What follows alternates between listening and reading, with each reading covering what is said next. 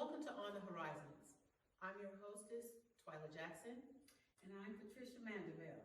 Hello. On the Horizons is a program where we look at current events from a Christian point of view. But before we get started with today's topic, let's talk a little bit about how this program came about. As Isaiah 42:10 states, "Sing to the Lord a brand new song. Praise him from the rising of the earth, you who go down to the sea and everything that lives in it, you coastlands and those who live there." As God's people, we have to remember that even though we face some difficult times from time to time, our blessings are still on the horizon. So no matter what we go through, we need to remember that. And that's how this title came about. So we hope that you'll join us as we tackle these interesting topics. I just want to say our topic today is learning to sow through these difficult times. And that's S-O-W, not S-E-W. And I'd like to introduce Liz Eckford, who's one of our presenters, and Michelle Mack. Would you tell us something about yourself and what you do, and professionally and spiritually? Twyla and Patricia, thank you so much, first of all, for allowing me to be here with you. And I basically serve in my professional life as an English professor at a community college in San Jose. And here at the Shiloh Baptist Church, I serve as the minister of the women's ministry. And I'm just excited that this is happening. Thank you. Hi, as I have said, I'm Michelle Mack, and I professionally am an academic counselor at a community college. I also teach part-time as well at Solano Community College. And spiritually, I think people know me a little bit. I'm the praise team leader, I think. Yeah, that's what I do. Yeah, here at Shiloh Baptist Church. All right. Well, thank you for joining us as well. Okay. Thank you. Very impressive. So as we get into this topic of what it means to sow, what does sow mean to you? Well, I begin, if we just look at the definition of the word sow, S-O-W, not S-E-W. Right. Oh, that word simply means to plant, and to place something underneath that actually has that opportunity to be able to grow. So when we begin to talk about sowing, and when we talk about learning to sow in these difficult times, we're really just dealing with how we parent and how we are placing things in order during a time where things aren't very stable, or it doesn't seem like they're very stable. But when you look at it in actuality, when things are uncertain, that's probably God's greatest opportunity to really be able to establish some things in our lives if we allow him to, if we actually work with him and listen to him. I have a real problem with that sometimes. We all know. Okay. Michelle, do you have a different view of that, or something you want to add to that? She covered it very well, thank you, Liz. But honestly, in addition to that, when you think about sowing, I really think about goal setting. You know, because it's a process of time. When you talk about sowing, you're not just thinking about the sowing. When somebody goes out to actually plant seeds, they're not just planting seeds as like a set it and forget it and then walk away. There's some preparation that you have to do in order to get the soil correct and things of that nature. Then you have to plant the seeds. You have to plant it in a certain time period. You have to make sure that the sun and the temperature is right. So it's really about planning and preparation and making sure that your end goal is what you really had in mind when you started. In mindfulness, really had it in mind what you started with, right? So if I plant a tomato seed, I expect a tomato plant, right? That should be right. That should be what's coming out of the ground, as opposed to a lemon, right? But at the same time, I do what's necessary for that seed to grow and to cultivate and to make sure that it has everything that is needed. I'm not going to receive the harvest that I'm looking for. So sowing in uncertain times, I think that's more about, for me, goal setting and planning. I just wanted to ask a question. Now, we're talking about it spiritually and naturally of the sowing. And if you have a problem with that, do you have any recommendations as well as to how to solve it, especially in the time where people are spending so much time alone and they realize that there's problems that's arising, and they, just kind of like get lost in the process. I guess I would speak to actually sewing, and I would speak to sewing even emotionally. Something that I even practiced this week was to recognize that sometimes it's important, especially when you're in a place where you are or you could be alone. It's important to reach out to people. And I believe the pastor actually talked about that on Sunday. And he was sharing the fact that it's really, really important. If people don't know where you are, sometimes it's your responsibility. Right. That's That's a piece of sewing as well, to take that responsibility and to reach out, and to be able to talk to people. And it was amazing. There's a lot of people that I've known in my life, but they didn't know, that I was going through anything. But the very minute that I actually kind of reached them, they started reaching back, and they started talking to me. So I was able to have conversations with a whole lot of different people this week, simply because I was saying, hey, I just wanted to say hello, or I wanted to do this, or I wanted to, and they were able to actually talk back to me. So you took the time to plant the seed. I took the time to plant the seed All right. of reaching out and connecting with people, and it actually helped me emotionally. Good. So in that instance, that's an example. You know what, I don't think we think about how that emotional connection comes about. Right. Because we've taken so many things for granted with the normal we were used to. You had an opportunity to take or leave people as far as how much you wanted to deal with them, and you didn't realize how much we as people actually need those interactions. It really is important that we've already sown those seeds That's right. of communication and bonding, so that when we are in times like this, that we can spend time and cultivate those relationships. And even sometimes relationships that you've had for a long period of time. Right. This has been a good time to try to Yes. make sure that everything is strong in that relationship, that That's it's right. rooted well That's right. as well. That's right. And in some cases, if we just be honest, rebuild True. those relationships. Definitely. I think a lot of in people some are cases. finding that. For the rebuilding part, it also takes having to do a lot of self-inventory. That's good. When this first began, there was a lot of things going around on social media talking about, use this time wisely, make sure that you're, looking introspectively. And a lot of times, because we are so busy with things and the hassles of the hustle of life itself, we don't really take a lot of time for self-inventory. There's of course a self-care movement, but if you know yourself and know what you need, how can you properly care for yourself? So I think that's another portion of this, where you need to make sure that you're really involving yourself in rebuilding that connection with yourself as well, and finding out what it is that you need, what you feel, what's great about you, and also the things that aren't so great about you, and really being able with them. Yeah, I mean, that's true. A lot of people say it's hard for me to talk about myself. Yeah, and it's true. It's not a false modesty. People can find it hard to talk about themselves, but I think it's hard to face ourselves sometimes as well. Yes, our I agree. shortcomings. Yes, I agree. Our Yes. shortcomings, because we talked about sowing in the soil, talked about how you, if you plant tomatoes, you expect tomatoes to grow. Yeah. But a lot of time we'll put something else, and then when it doesn't come up, our expectations are not met. You have to look back on, what did you plant? That's right. And That's so right. if you didn't plant what you expected, Yeah.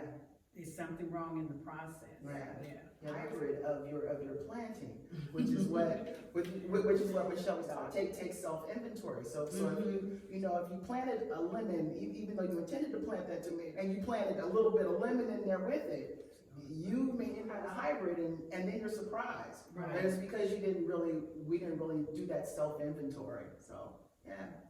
One of the relationships I think that I have to take a little bit more time to look at, just from introspectively, is the amount of time that I was spending in my relationship with God. Like, I think a lot of times, I know I'm guilty, I'm not gonna put this on anyone else, is that, you get up in the morning. I tend to do my Bible study in the morning, so I get up in the morning and then I'm reading the Bible and I'm moving quickly, and that's not always how that word is gonna stick with you. And I know that this particular season that we're in right now, I have a little bit more time. Let me go back and read that passage. All Okay, right. what is it Yeah, trying to yeah. say to me? All So I right, think all I've been right. trying to sow into that part Yeah. as well, which is also looking, taking self-inventory. Definitely. Because a lot of times, we rush through things. Sure. Cause it says this is the daily word, this is this, and this is the day for today, this is the day now, I did it, like we're doing God's favor. Yeah. And we need to sow into ourselves so, that we can sow into others. And I think that that's really important, is, this sowing, how it came about. I think it's really important, because like you say, you've reached out to people and you're saying self-inventory. I think we've all been doing that, Sure. Cause since, I will admit that, I will look at the series because I got, TV. Mhm. I got the Fire Stick, and it's like, I'm gonna watch, and then you watch, and cause hour after hour after hour. And I was saying, that's not good either, so I'm not sowing into myself. So I just appreciate what you guys are saying. It makes me take a closer look, and then how I can tell other people, that you don't have to go through this. Take a Gotcha. look, what do you need? Gotcha. What do you need? Gotcha. Not complain about everything someone else is doing, but what do you need? That's What is good. it that you need to change? Maybe you need to plant in some good soil instead of, dry, you put some, that stinky stuff on it. You need it. Right. Fertilize, you have to Right. fertilize, you just Right. can't plant the seed, water it. Right. And don't fertilize it and go get the weeds out. Right. And that's what you do yourself. You just don't throw it out there and expect it to just take care of itself. Right. Wow, this is pretty good. So I like it. before you said something about goal setting, looking at the end. So is there anything that you've been looking at, if we don't mind sharing here, where we've set a goal during this time period? Now we're in day 857 of shelter in place. I feel like we if we have been looking at what it is we're gonna do, how we're gonna move through this and try to grow it, we've set those goals. So would you be willing to share maybe a goal of yours? And Yeah, I actually don't mind sharing. One of the goals that I started out was I just bought a home and trying to get back into right side up, because when you first buy a home, it's like every penny that you get goes out towards the home. And I started with this goal in mind, and this goal in mind, and this goal in mind, and this goal in mind. And I had about 5 or 6 goals, because I'm going to really use this time, really focus in, hone it there. And I find myself now focusing on the end goal, doing that introspection that I talked about before, and finding out why I misstep when planning. So if I'm planning to, I want to have a backyard that has a garden in it, right? And I'm like, okay, I want to build a garden. I want to do this, and the Bible says the cost for discipleship, and I'm gonna see how much the seeds cost, and I'm gonna buy this, and I'm gonna buy that, and then I start becoming disinterested the more you research about a garden and how it takes, and how much time, and how much this, and you're just going, okay, I'm tired, my mind hurts. And I found out that one of the things that really hinders me when I'm goal setting, because I've had successes in goal setting, but one of the things that hinders me when I'm goal setting is the fatigue of just getting all the way through. right. It's the fatigue of, okay, I started this, now I did this once, am I going to continue to do it again? Or I had a misstep, now how do I from that misstep? Or, I started reading the daily word, and I went strong for a week, and then we read for another 3 weeks. Everything's over, forget it. And it's like, no, stop giving yourself the out. If you misstep, recognize the misstep, find out where it's at. Where was that situation where I got off track? Go back there, and if you're really intensive in listening to God's ear, to God's voice, He will show you. You know, it wasn't because you weren't reading. There's a difference between routine and regimen and habit. A lot of times we try and a lot of times we try and make habit that really should just be routine. Okay, and I find out that a lot of things, it doesn't work out when I'm trying to make it a habit. When I make it a routine, it works out as opposed to me making it a habit. Me making it a habit is, okay, I'm gonna get up at 6 o'clock in the morning and I'm gonna read the word for 45 minutes. I'm gonna read 3 chapters and I'm gonna spend 20 minutes in prayer and I'm gonna do as opposed, and it's like you said, it's that checklist. Okay, this is my habit that I'm doing every day, as opposed to getting up and saying, I really want to spend some time. Quality time. Quality time. Yes. And it doesn't matter if that time is 5 minutes or if it's 55 minutes. It doesn't matter if it is 2 seconds or if it's 30 minutes. It doesn't matter if it's part of the day or if it's all day. As long as it's me quality time, For real. it does not really matter what the length is. And I think that's what I mean by building routines and regimens as opposed to building habits. When for me, I build routines and regimens that really speak to something that I'm missing or need in my life that I have consulted with God on, and I need this, as opposed to me saying, you know what, they said that good Christians pray all the time. So let me force myself to start praying every morning, because that's what a good Christian does. So that's one of the goals that I've been looking at, really trying to build routines and regimen as opposed to just building habits.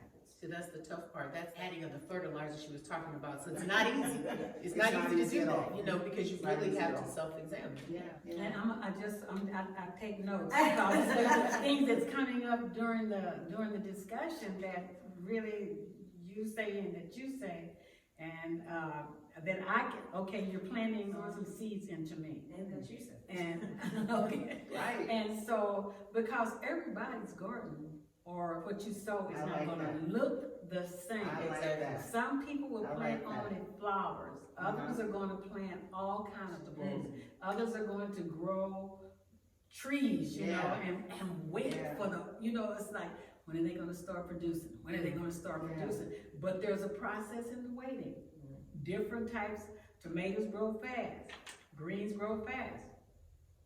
Okay, apricot tree, that first year it may do nothing. But then when it starts to flourishing, it gets loaded with the fruit. And that's the one of the end goals is the fruit that you produce. Right. You know, and so I'm gonna just stop. That's wonderful. That's wonderful. Yeah. I was actually, you brought out some important words for me that just kind of rang in my ears. And that was the whole idea of process. The whole idea of process, and then Michelle brought up the scripture, you know, counting up the cost. I am looking at buying a home.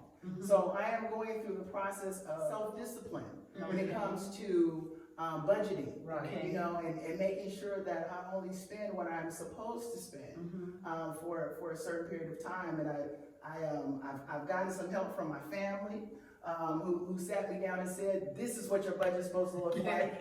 And then I also went on and I signed up for a group that gives you advice, not just about budgeting, but about investments and retirement and all these different types of things. And you're able to go through all different kinds of workshops. I'm excited it starts on Monday, you know, but in the process of that, I'm doing all of this because I'm trying to buy that, you know. Yeah, there you go. And so that's the end goal, but the process sometimes for me, especially finances, I get very, very impatient. That's the only area of my life where I'm impatient, because I will take my time in every other area. But when it comes to my finances, if they're not working, I need to make something happen, as opposed to just appreciating the process of what it's going to take. What would be the regimen or a habit? A regimen? I think you need to break some habits. Buy some routines and regimens. Well, it's not, really always because I know that I struggle with that myself. I don't have as big a goal as you right now. My different goals. But the one thing that I heard you say that I really liked, I think we don't as Christians sometimes think about the fact that God places different opportunities in our path so that we can strengthen those other areas. Right. You know, we don't know everything. We're not experts on everything. Right. And the fact that I would say you probably heard a voice from God that said, hey, you need to do something about this, but you need to find someone Right. who's going to be able Right. to guide you in the right direction. Right. And that sometimes as Christians, we sit here and we go, I'm just gonna wait for God to show me this, and he's gonna tell me, and it's gonna be this. Well, God sends That's right. different signs I to us love that. that we don't pay attention to sometimes. And so God is trying to tell you. Yes. I'm sorry. Now There's a lot listen. of times God has tried to tell you certain things, and you just flat out didn't listen. I'm saying, well, let me take the ownership off of everybody else. I flat out didn't listen. So yes, then I would have to, it's not a have to, it's a, and then go. So he tells you, he brings it to your attention, and then he shows you how to do it. God doesn't ever tell you to do something without giving you the provisions That's to right. do. Very That's true. So, I mean, you can That's read right. something in his word where he tells you, you know, money answereth all things, right? And if you ain't got no money, what are you gonna do? Right. You praying for money is not gonna change your situation. You know, prayer, that works is dead. Exactly. So, I mean, there's some feet that need to go with those prayers. So, I mean, you know, so like I said, for the ownership, put the ownership back on me and leave it off of everybody else.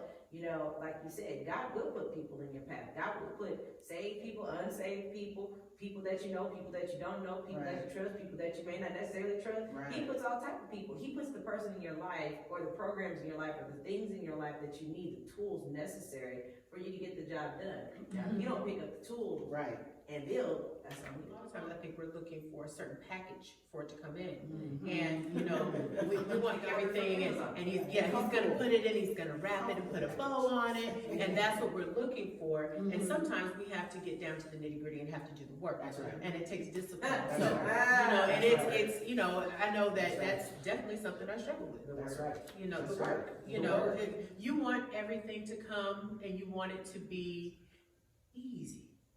But throughout the Bible, God's people have always had some kind of struggle to get where they're supposed to go. That's right. And sometimes it's the struggle that makes you appreciate certain things. That's right. So, you know, we just have to remember that too. But he said he would save our souls. He didn't say he would save us from struggle. No, he didn't. But see, a lot of times we, as Christian, well, Because that's what we signed up But for. yes, that was our interpretation. That was like we're sitting across the negotiation table with God and said, okay, Lord, give my life. And after I give you my life, I'm gonna need you to do this, that, and the other, and then I'm gonna need you to bring this, and then I expect this. And he's sitting there going, God doesn't negotiate with Right. terrorists. No, he doesn't negotiate with Right. terrorists. Okay.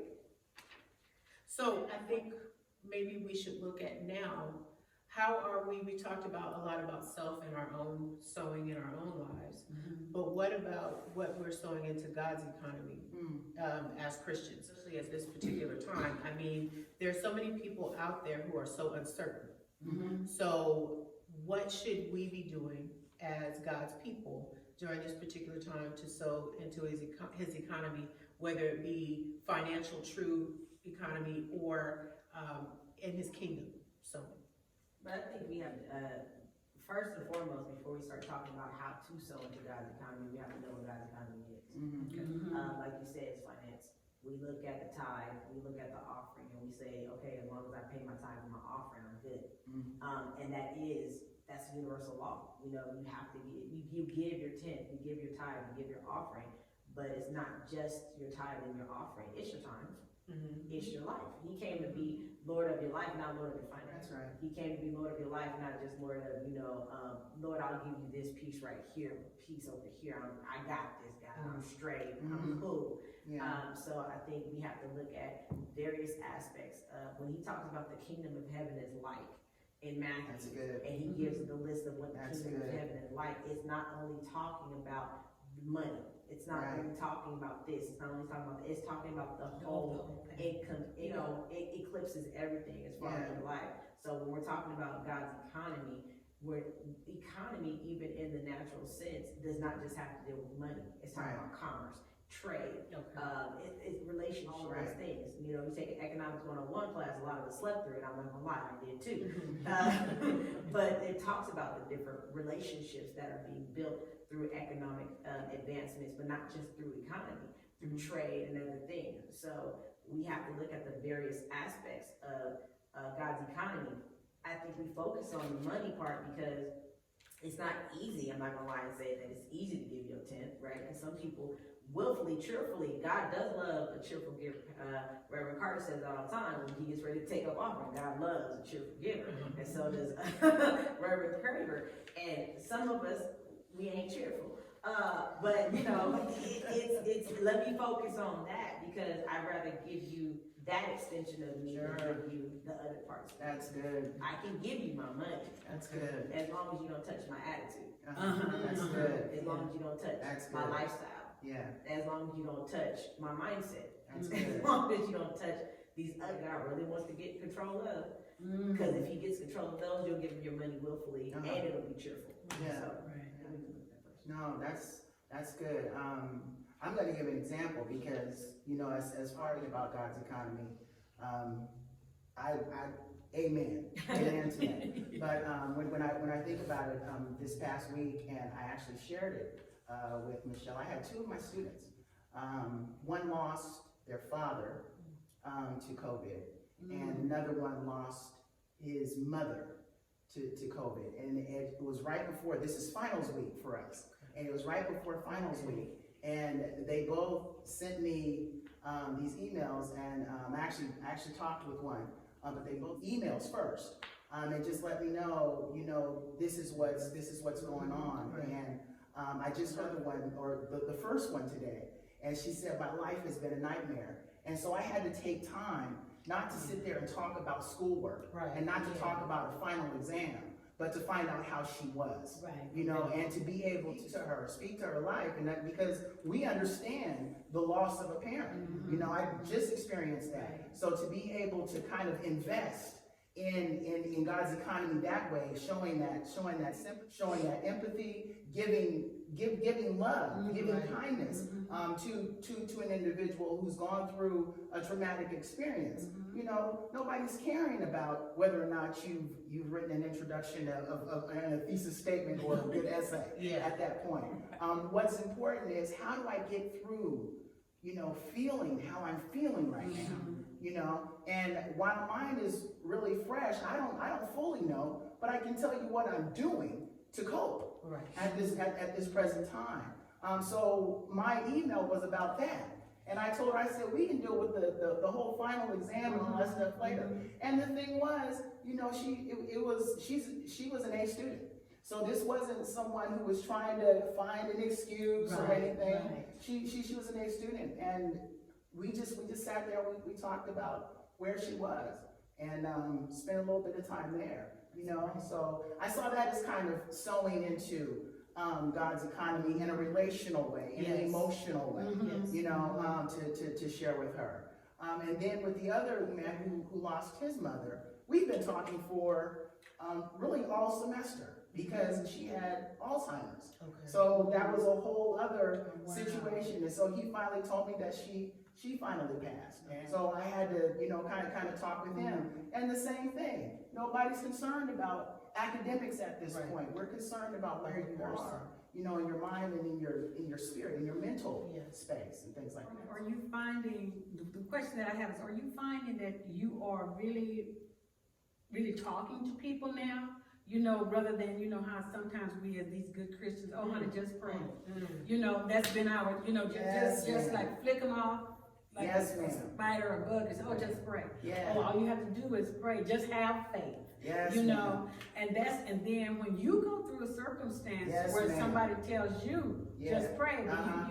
you wanna say, that ain't it. Yeah. Because I can't pray anymore, you Uh-huh. know, because Yeah. some people feel like God's not hearing them, Uh-huh. or they just cannot bring it up, you know, Right. and Right. pray, because, and they want somebody to encourage. Yes. Encourage them. Yeah. And you can tell somebody, you may not be able to pray right now, Right it'll now. come, but I can pray for you, Yeah. you know, Yeah. and I can encourage you. And you know, that's one thing that Christians do need to be Thank you.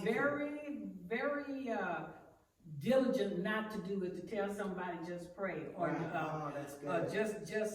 just have faith. That's good. Because if you've ever been in a circumstance, you know, it's easy for us to say, but if you've been in a circumstance when you realize that God will hear your moan. Yeah. And and we think, oh, well, I can just come on off of all this stuff, you know, just easy, but I can't even pray. Have you ever been in that place where you couldn't pray and all you could do was go, Yes. And then, Yes. and you know that God is there. And this thing about just have faith. Oh, we just need a little more faith. I think the one that I have with that, and you're right, especially in the state of the world today, that kind of stuff don't cut it. Just pray, just have faith, don't worry about it, God got your back. All of these, you know, wonderful colloquialisms that we come up with, they don't, that's what I call them, canned answers. They're on the shelf and they're ready at any given moment to take a walk around. Those canned answers don't really address, especially now, they really didn't ever, but they don't address where a person truly needs to be met. And if we're talking about economy, God's economy, and sowing into God's economy, when Jesus went to heal people, when he went to talk to people, he spoke to them where they were at. He saw their need, beyond all the stuff that they were going to, and spoke really directly to their need. Even if they didn't ask for it initially, he asked them sometimes, do you want to be saved? Do you want to be healed? Do you want to be delivered? Do you want to be, you know, so it wasn't solicited. Sometimes it was being given out. But again, that's us spending that time building that relationship with him so that we can give people the answer that they need. That's good. As opposed to giving them the answer that we just have readily available. Right. Just get on, you know, what Yeah. they're doing is go Yeah. on now. Yeah. And it's funny because it's like the kids, they're frustrating to me because it's like, is that all you have? Because is that all the time you spent? Because if that's the case, that's a poor representation of who Christ is and what Christ does. Right. And if that was a moment to reach that person, did you just botch the moment? And how is Christ looking at you? Because you're supposed to be part of the kingdom. This is like a river, right? We're flowing through. That's Whenever right. he says flows through us and we flow to somebody else. That's right. Gives you the opportunity to really reach into that person and give them what they needed from Christ. Yeah, and if I could just say this really quickly, just very quickly,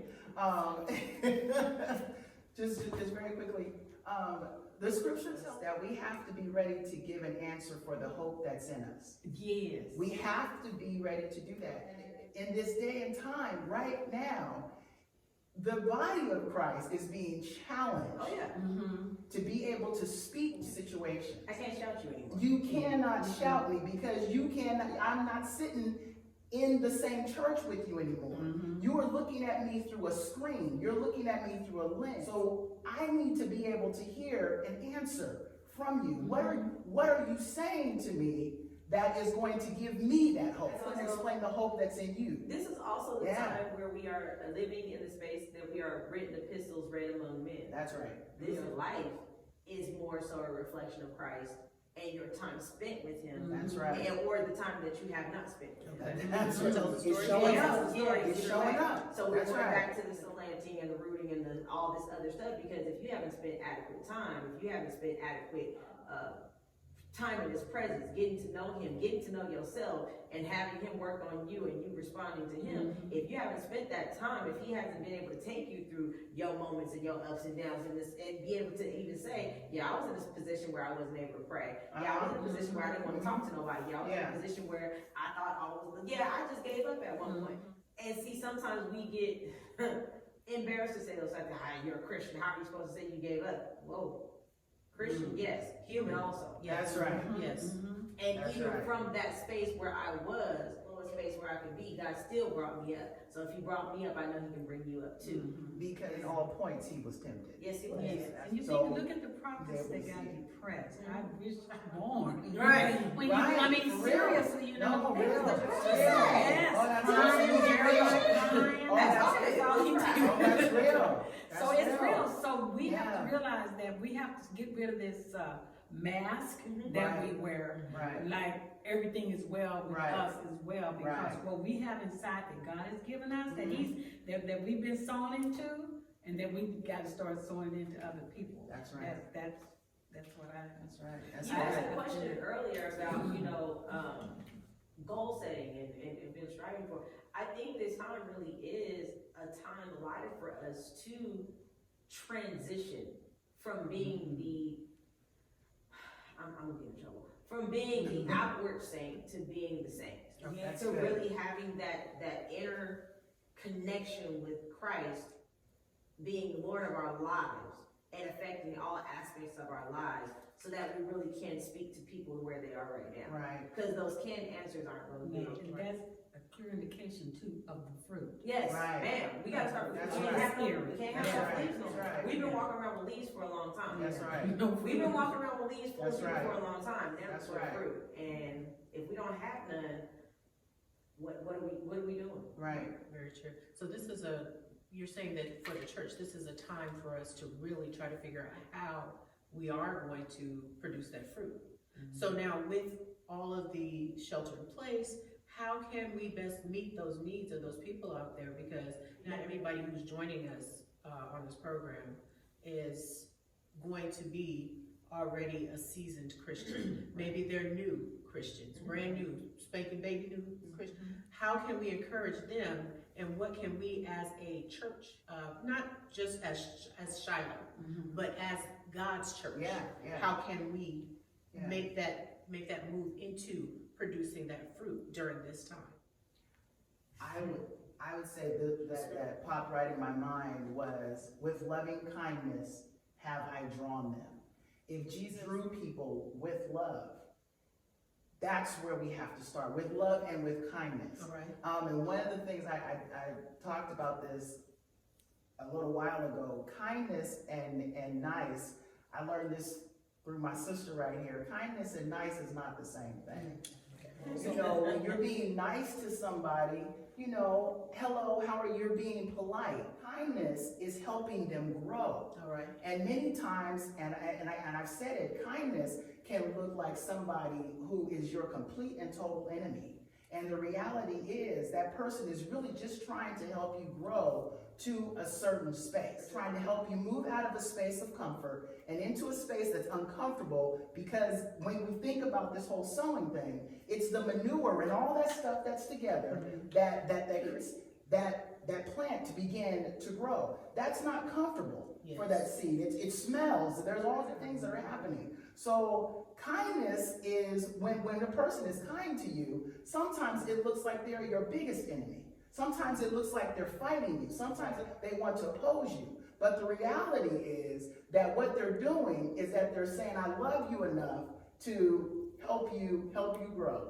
I'm going to love you enough to make sure that you are moving in the space where you should be moving in God. So I think we have to start there.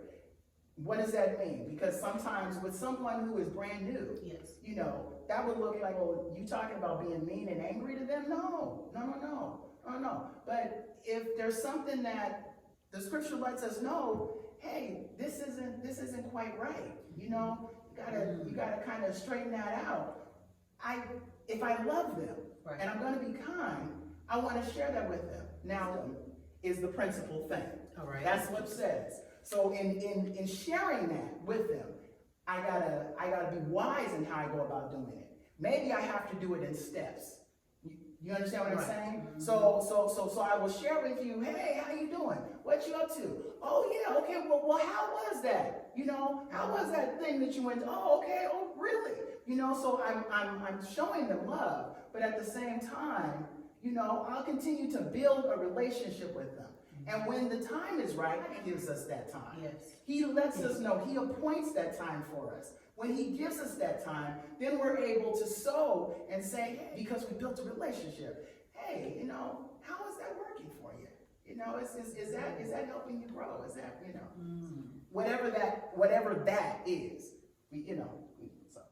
I think for me, it's in an age of social distancing, it's showing us how distant we really are from one another.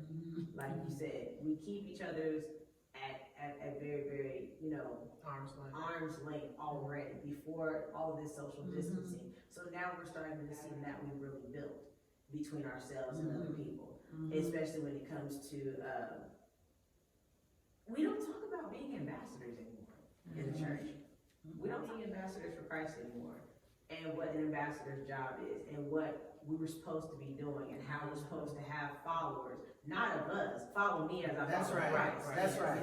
I'm That's not right. just building flunkies and lackeys, having people follow me for the sake of That's people right. following me, but really having that mentoring that used to be very, very strong in the Bible times and in the older church and stuff like that. We've gotten so used to giving those, just pray about it, just listen, because it doesn't challenge us. Right. It doesn't make us grow. It almost makes you feel relieved that you can see something that you're supposed to address with that person that's telling you those canned answers, and they're not okay. Yeah, yeah. And then you're going, okay, they said they were okay, and the fact that, and again, addressing that spiritual that spiritual distance that we had with one another, and that social distance on top of the spiritual distance that we had. Now that I can't physically touch you, right? Now that I can't physically come into your space, now I gotta go back to God and figure out how I can get close to you spiritually. I know, like almost. Almost can't touch you. But how can I now take what God has given me, or recognize how much I don't have, so I can go back, get something so that I can be an ambassador and it help me influence people in a proper way that leads them to God and to Christ, instead of trying to give them to me or having to be relieved that I don't have to be bothered with you. Because I can't just pass by you in the church room like, all right, okay. But it's funny because if you see it right there, whether you're able to like touch me, whether or not you're able to reach out and like physically touch me or not, God has shown you. So he's giving you a responsibility. And it's really funny because what happens is that, you go back to him and you say, well, God, how do I go about doing this? And he said, I've already told you. I've already shown you. But that's in the time though. And That's that's absolutely what I'm right. saying. I think That's right. a lot of time that that's ambassadors good. thing, we have not spent time, and I'm talking about myself included, there used to be, I worry about whether or not I've been a good example in front of my nieces and nephews. And really, showing them what, the depth and the life and the power and the resurrection of Christ really is. Like how much I know for myself, do they know that? I have nieces getting ready to go to college. I don't worry about her as far as academics or getting caught up in a bunch of stuff, but I worry about, because college challenges everything, including your spirituality. Did I do enough? And it has nothing to do with whether her parents did enough, because I know that they've done what they needed to do, and I wonder for me, because that's a different side and a different aspect, did I do enough? Spiritual living them. And we can say, well, you went to church every day. It has nothing to do with church. It has nothing to do with your church attendance. It has to do with making sure, is that relationship fortified enough to where when my presence, our presence, that they have that assurance. They know who to call, they know who to talk to, they know that connection, or they know who to contact so that they can get that connection. That's what I'm talking about as far as the chasms. That's right. Okay, well, it looks like we've had such a good time here, but it looks like we have to come to a close for today. So enjoyed you being here today. We thank you, first of all, for being our first guest. Thank you. We really appreciate you. I'm sure if we do this again, they'll be back. Oh yeah, hopefully you'll come back and you'll join us for another topic. Well, this is going to conclude our first session of On the Horizon. We thank you so much for joining us. We hope that you'll join us again next time. And always remember that your blessings are on the horizon.